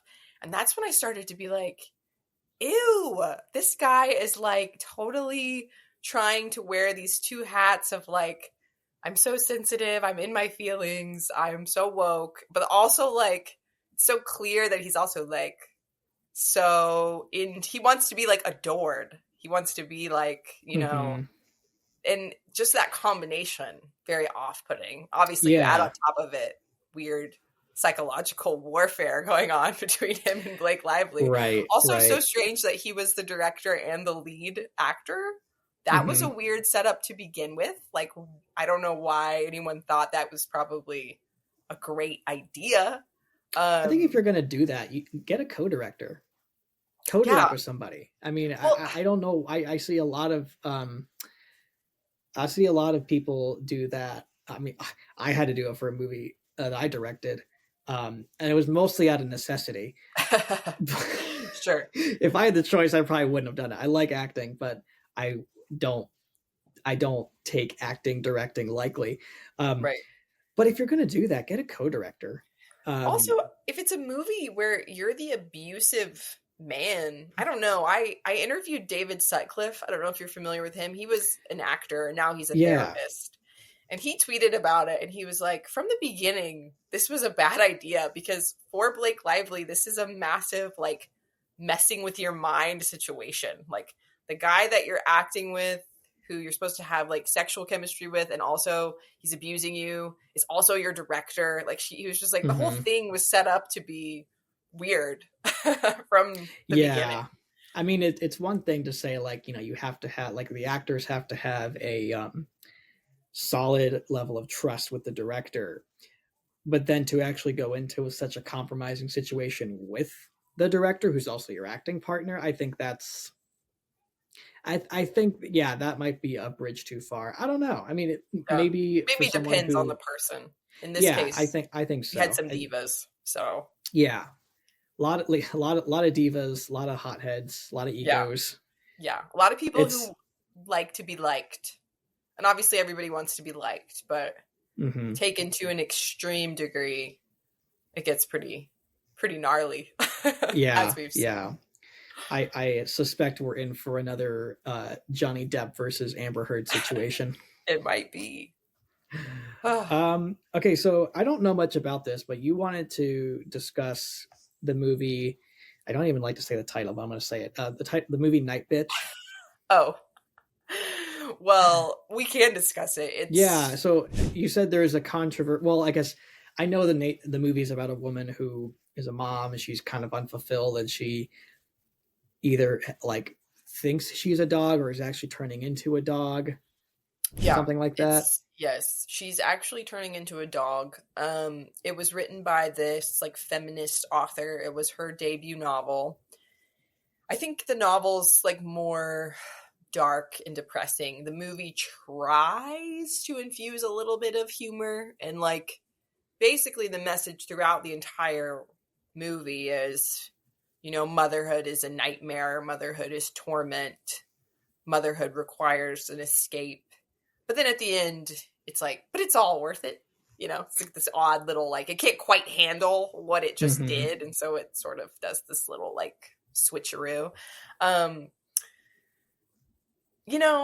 thing that kind of makes me the most irritated with it, a lot of it is just, it's very campy and weird and surrealist, feminist, avant-garde stuff, which some people are into that. It's definitely not my thing.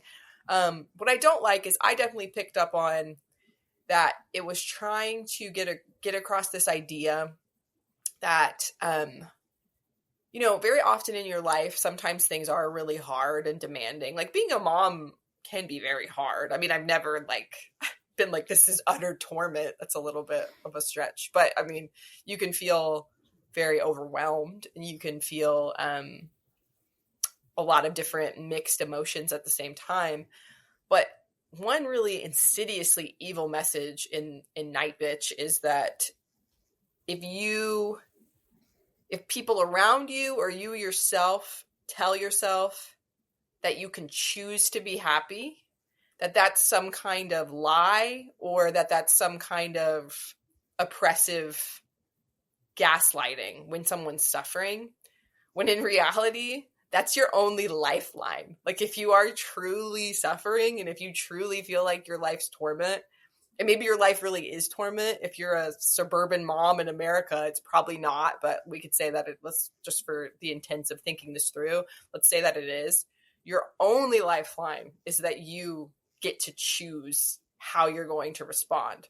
That's it. And the movie definitely does a lot of tricky things to suggest that if you were suffering and anyone comes along and says, consider maybe your mindset is wrong, that person's doing something evil to you. And I just think, I mean, it's the classic, like, literally leftists want to come and, like, cut your legs out from underneath you. Like, your only hope of possibly being happy. Let's just, like, take a baseball bat and smash it into the ground. Yeah. Never mind the fact that having children is supposed to be the most rewarding, life-giving thing in the world. For real.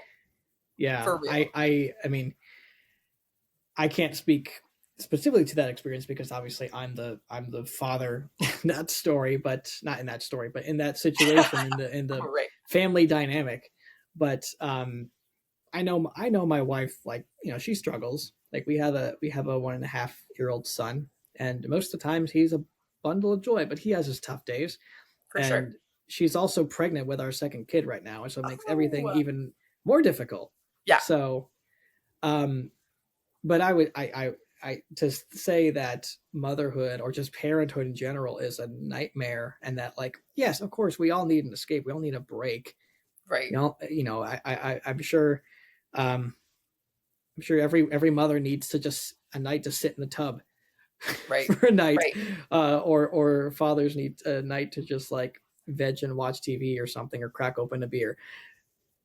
But it's the most rewarding thing in the world. Like, for sure. Every day, like, I'll speak from my experience as a father. Every day I come home from work, and most days my son will, like, run from across the hall to greet me, and I get to hug him. And it's like, if I have a crappy day at work, or just a crappy day in general, and I come home and that's what I get to see when I come home every day. Like, yeah. How can you top that? Like that, it's like such, yeah. There's nothing better. Like, and especially, something I always try to tell younger women, because, I'm somebody who technically, I mean, I have 3 children. They're still very small. I had 3 children under 4. So I definitely lived the hard, like, I had 3 tiny children. And I was also, when my son was born, my youngest, I was finishing my second book. So I was writing, like, 8 hours a day. And that sucked. Like, that was very hard. I definitely wouldn't recommend that to everybody. But it was a short, condensed season of my life. And my husband and I assessed it and we pushed through and we did it. I can say with zero, like, I don't even have to think about it. Of all of the things that I've done, publishing books, working for a magazine, getting to do cool things that I wanted to do, getting in shape, different goals that I've set across my life that have brought me fulfillment and happiness, not a single one of them is even remarkably, even anywhere close to the amount of satisfaction that I have from being a mom. Like, and being a mom is much harder than any of those things. Mm-hmm. And so that's why that Night Bitch and all of this, anything in that canon is just such a disservice to women, you know? And if you go look on Twitter, you'll see a lot of people talking about how it was so great and it portrays these important things about motherhood. It doesn't. It provides an opportunity for you to indulge in self-pity. And if you believe that indulging in self-pity does something positive for you, then by all means. But I've only ever seen the opposite, that if you refuse to indulge in self-pity, that isn't to say you lie and you say you're not struggling or you don't tell people you need help. I mean, we're talking about two different things. But self-pity is, I should have more. It shouldn't be this hard. I deserve something different. Like, instead of, what do I have? What can I work with? How can I make this the best that I can make it? And maybe it's not exactly what I want it to be, but I love these people and I want to do what's best for them. And weirdly enough, that ends up being what's best for you too. Mm-hmm. Much better than whatever the heck is going on in that movie.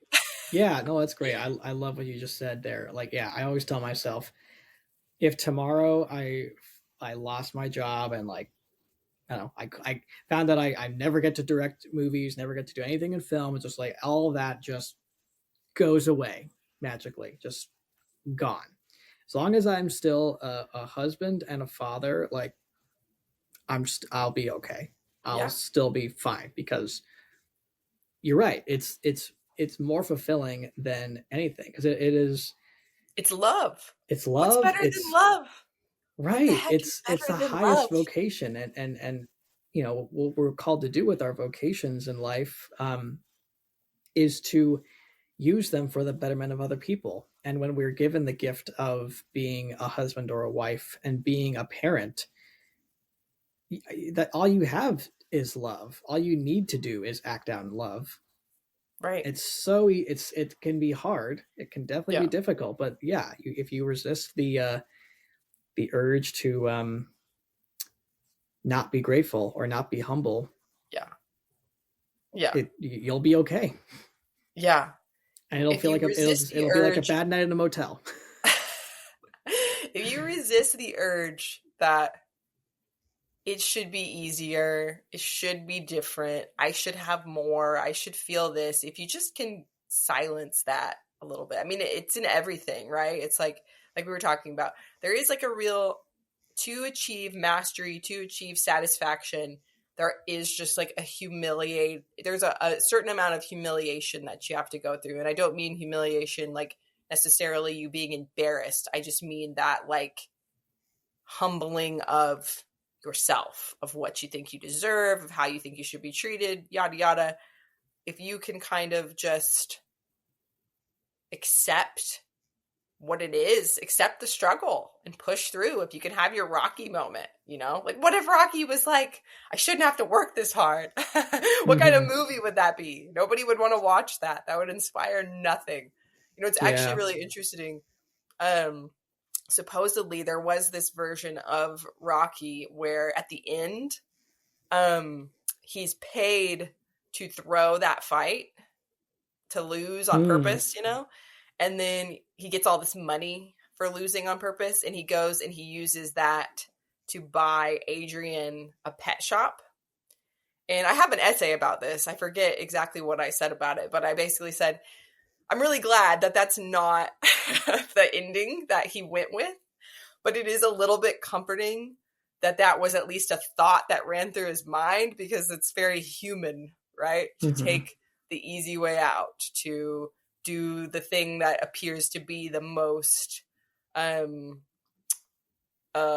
temporarily the most useful to you. And instead, Stallone decided to go with the version where Rocky actually goes every single round. And he still loses, but he's a winner. So, kind of an Mm-hmm. interesting little... Got to bring it back to Stallone because we're coming to an end.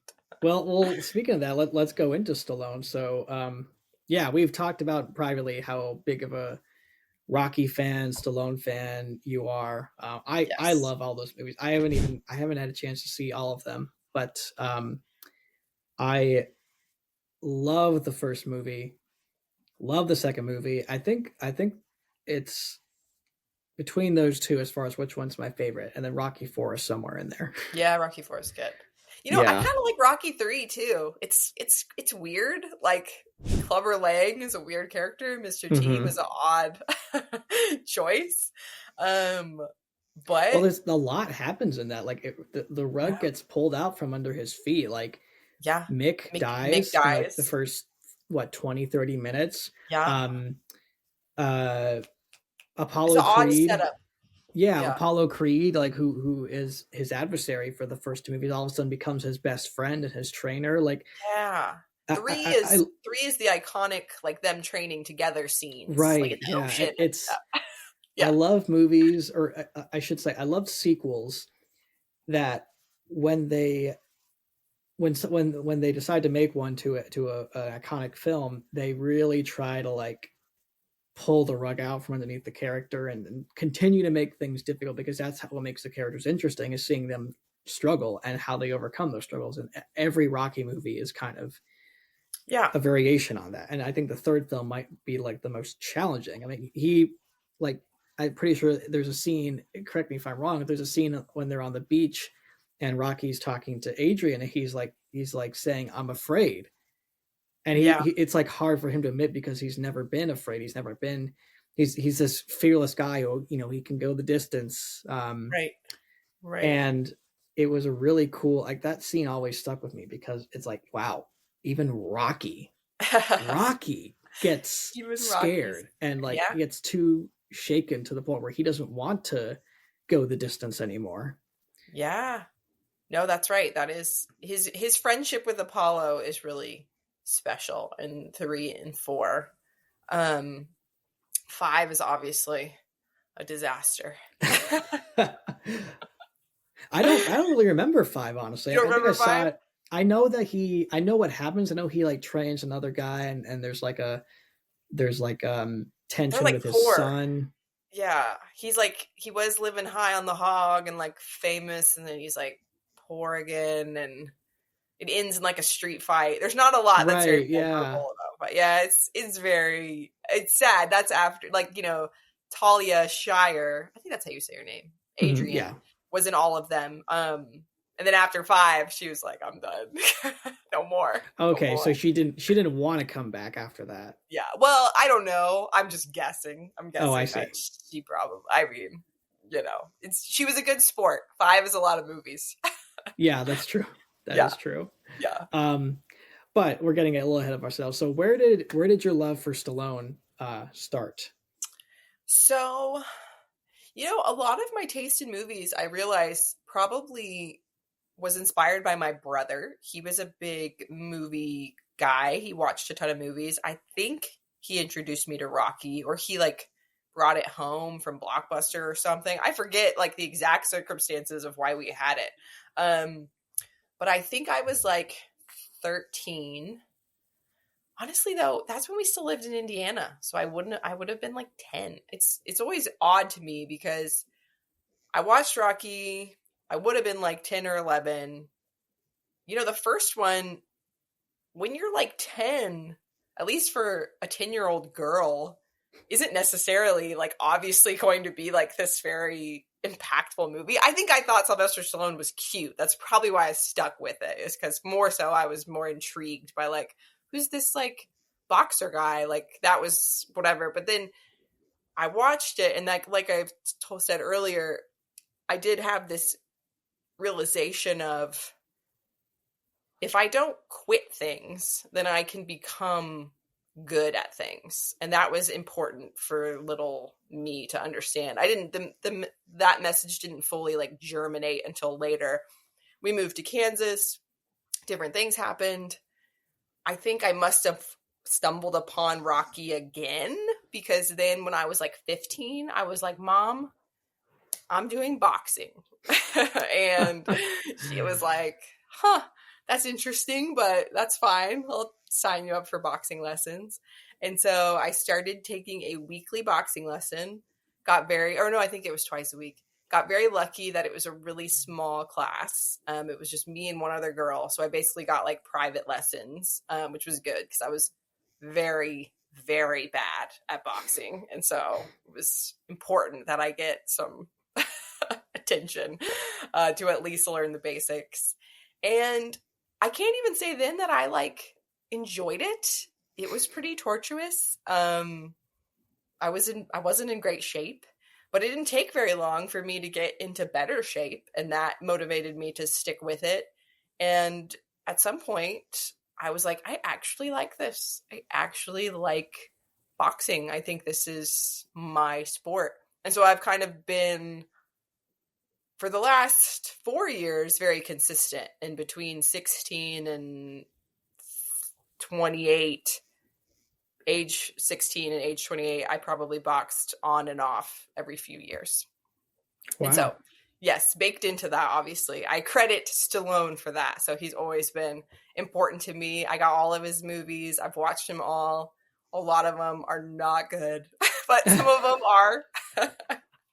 Quite a few are, like Oscar. If you've ever heard of Oscar, it's a very unknown but excellent Stallone movie. It also has Tim Curry in it. It's a mafia comedy.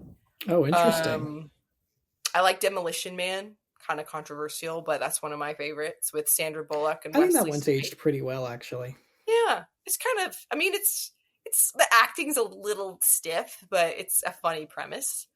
What's another like really good Stallone movie? Obviously, I don't love Rambo. I know a lot of people do. Okay. Not my favorite. It's a bit of a heavier role, I think. Yeah. And I don't think they've gotten better as they've gone on. Although I hear really good things about Rambo 4. Really? Yeah. I thought Rambo 4 was just like depressing. But maybe if I watched it again, I'd pick up on something. It's been a long time. Mm-hmm. But I remember when I watched it, I was like, damn. Yeah, I'm a little biased because Matthew Marsden is in it.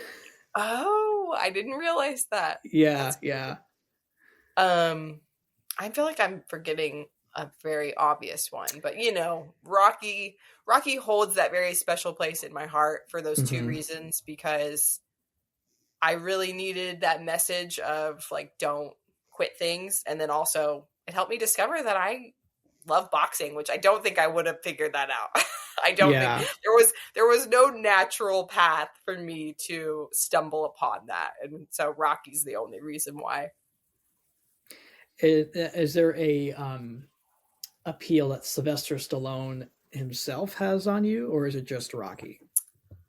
You know, I know a lot about Sylvester Stallone because I loved Rocky so much, and I do think he's a very smart man. A lot of people, because of the way he talks, assume that he's not, but he actually is. If you listen to his interviews, he's a very like artistic person. He's also very athletic. Like he had a career doing polo before acting. Like, you know, he's obviously like an athlete and an artist. I've prayed for him to become a Christian for years, since I was like 12. Just because. Is he not a Christian? Well, he might be. He has a very, you know, like the arc of his life is he desperately wanted to be an actor. He was married to this woman. They had 2 children together. From what I can understand, she seemed like a very supportive wife and helped him actually, like, I think she like transcribed Rocky. She played some role in Rocky's formation.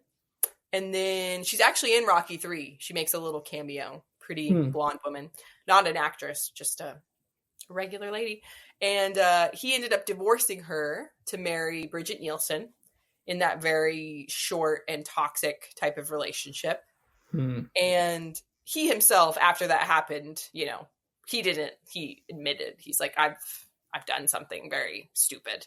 And then he remarried to the woman he's married to now, and they've been married for decades, and they have 3 daughters. And, he seems to have, for a Hollywood person, for a Hollywood figure, he seems to be more grounded than a lot of other people. But I couldn't tell you for sure if he's a Christian or not. He hasn't necessarily said anything that would make me say, oh, yes, he definitely is. But Sure. he definitely he understands Christian symbolism, and I think he is inspired by it. I think really what draws me specifically to Sylvester Stallone's story is that he's this very compelling embodiment of optimism, like a realistic. He's not like a Pollyanna, obviously, like he's this very dark complected Italian athlete artist guy, but yet the message that he seems to personally push, and the message that obviously Rocky embodies, is this belief that you can do something extraordinary. And so that's probably why he's always been cemented in my mind as sort of like my muse. I mean, he is a lot like the real Rocky in a lot of ways. I mean, the way he went from the way Rocky was made, I think he wanted to direct and star in Rocky, and then the studio was like, well, no, you're not going to direct it, but you can still act in it. And he had to kind of settle. Thankfully that worked out for him. Ended up getting to direct, I think, multiple Rocky movies, right? Yeah. And, obviously it put him on the map. He wanted to be famous. He wanted to be an actor. And so Rocky did that. Do you know they were going to put Burt Reynolds in it? Isn't that crazy? As Rocky? Burt Reynolds was going to be Rocky, and Susan Sarandon was going to be Adrian. The Bandit? Oh my gosh. I know. I can't, he's ingrained in my head as the Bandit from Smokey and the Bandit. It's one of my favorite movies, so I cannot. Oh man, I don't think that would have. I think if that would have happened, Rocky would have been in all due respect to Burt, love Burt Reynolds, Rocky would have been in the bargain bin at Walmart. Yeah, exactly. That's exactly what would have happened. So that's, that's just another cool layer, is the fact that like it worked out despite so many odds. Rocky became this like American icon. Not many movies stand the test of time like that one. He basically created the boxing trope. Like every boxing movie that has come from Rocky borrows something from Rocky. Definitely. And so that's a pretty cool achievement. Right. Yeah. I think I may have thought he was Christian because he talks a lot about how like Rocky opens up with a shot on the crucifix in a church, and then it pans down to Rocky, and that Rocky himself seems to be very Catholic. Yeah. So I was like, I wonder if that. Yeah, he prays. So I was like, right. Either he understands like the universal language that the Christian life can in the way that like the Christian life can make a character like that very appealing, right? Or he is trying to make some sort of reference to Christ in his own life. I mean, who knows? Yeah, I guess I thought that was like a publicly known thing, but if it's not, I guess we'll see. I don't know. I mean, I'm living in my golden timeline where he is openly supporting Trump, so maybe this is the he can't be too far from the tree. Yes, this is the year. Yeah, well, I don't want to keep you any longer. I know we went long. We went Joe Rogan style. Yeah, we did. If you have time, let me ask you one last thing before I let you go. Okay. This is a topic that I just recently have been interested in, and I'm asking a lot of my female friends this because I want their perspective. So I've been growing very interested and kind of surprised at the number of female driven blockbusters that have come out over the past couple of years. Like last year, or sorry, 2023 we had Barbie. This past year we had Wicked. And what I'm finding is interesting is that so many Hollywood studios are trying to make the like butch girl boss action star, like front and center in these movies. Like they're trying to push Marvel movies and superhero films towards women. They're trying to push Star Wars on women. Not that women can't enjoy that stuff, not that women don't enjoy that stuff, but the vast majority of women are enjoying things like Barbie, like Wicked. And I think because those movies are inherently female in their DNA, in that like there is something I think appealing to women about like a sister like bond with another, like, you know, friendship. That's at the heart of Wicked, and even movies like Frozen, which is why I think those movies are a big success.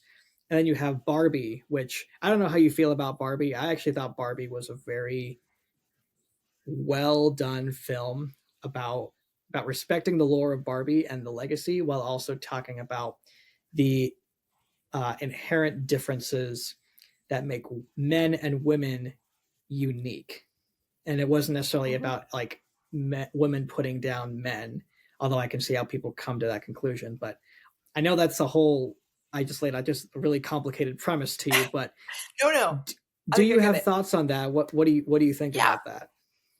Well, it's probably nothing super profound other than why I think women might gravitate more towards something like Barbie or Wicked versus the other ones you've described, kind of like, what is it, Lord of the Rings, Star Wars. Like the Marvels, like they tried to make a Marvel superhero. She-Hulk.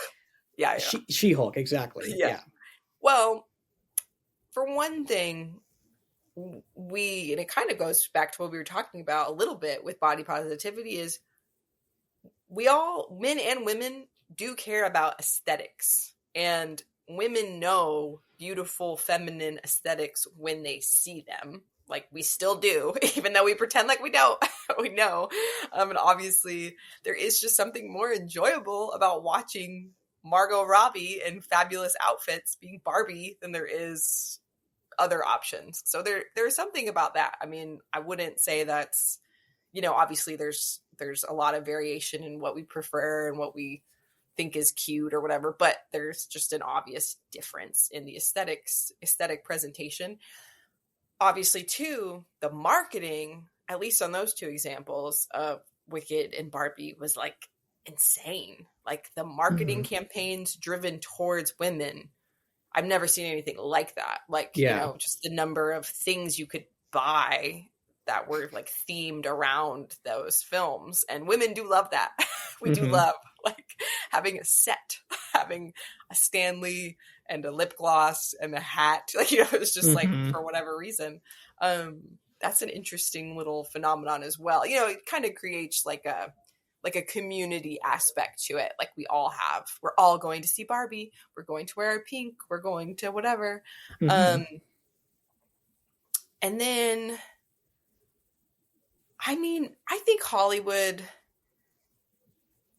as much as I think so many of the things that they do are stupid, I don't think that they're stupid. I think there's a lot of smart people in Hollywood, and I think they have figured out that audiences are smart enough to notice when they're doing subversion now. Like, you know, a lot of that Marvel stuff, bringing in women and subverting your expectations of what a woman is like and making her super masculine.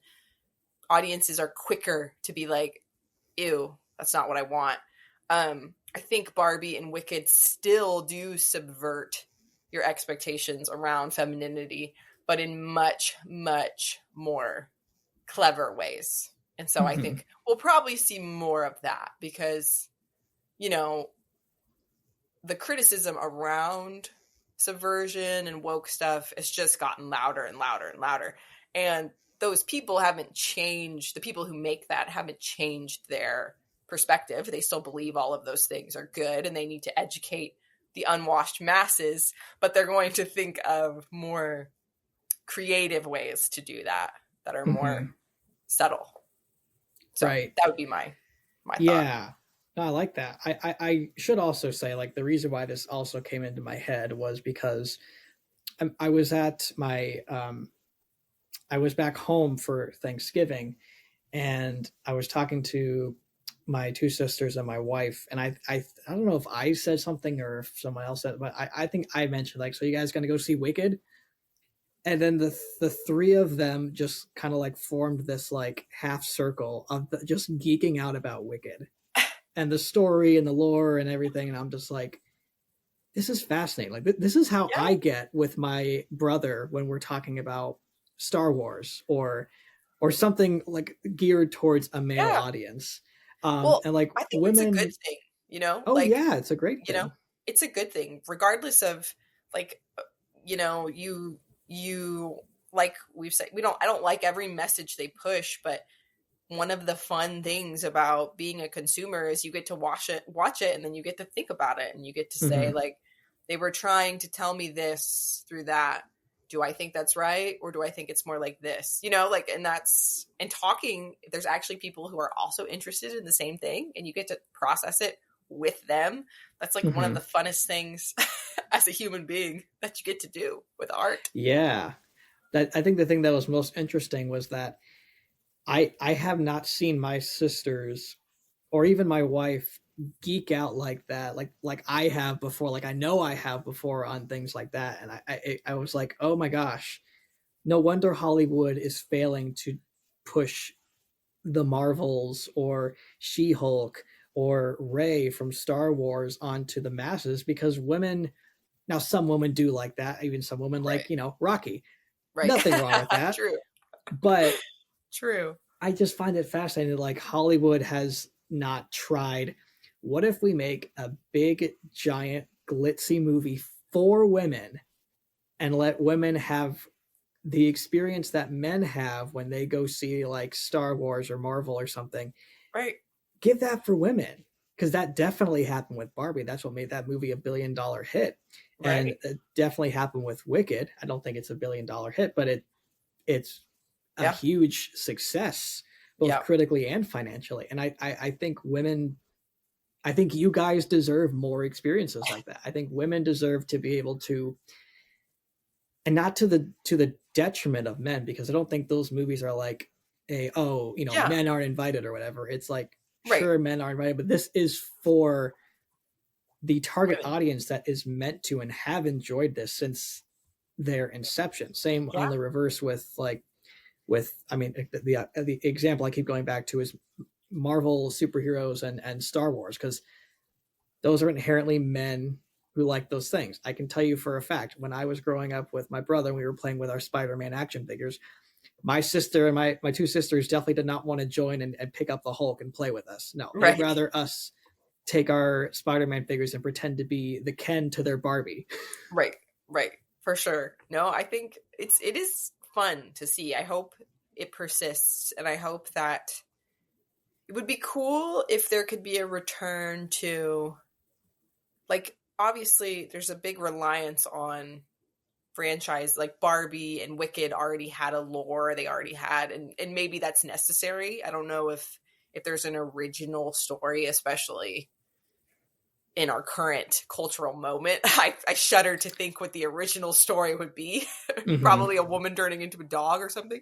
Um, but it would be interesting if the trend could hold in a positive direction. Like, imagine if there could be these interesting new, like, Miss Congeniality is maybe a good example of a fun, Yeah. Yeah. that's like a sisterhood, but she was a cop and she liked some Mm-hmm. things that guys liked, but she was, like, there's opportunity for that. I think that would Yeah. be I good. think we'll get there again. Yeah. I think we're going to get back to good original films taking over the culture and the rare good sequel coming back, but Yeah.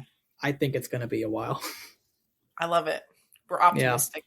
We believe. Yes. I mean, things are looking good. Things are Things are looking looking great. good. Yes. Thank Optimism you, all the God.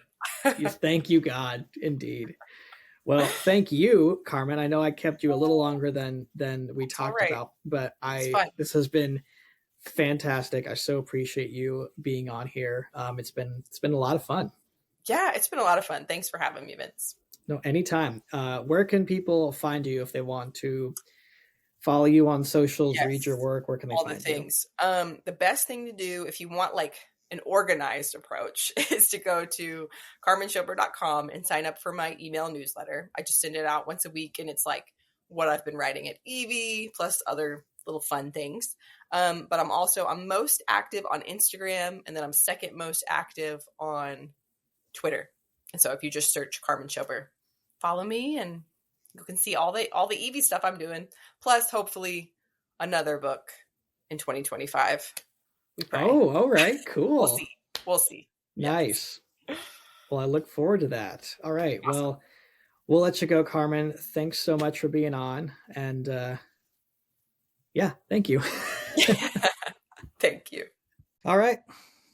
That's the conversation. Again, we went through a lot of different issues. I was not expecting to get so impassioned about the body positivity movement and all that, but it is something that's been on my mind for a while, and glad to put my thoughts out there, and hopefully it contributes positively to the conversation. And again, shout out to Carmen for coming on the show. Such a great guest.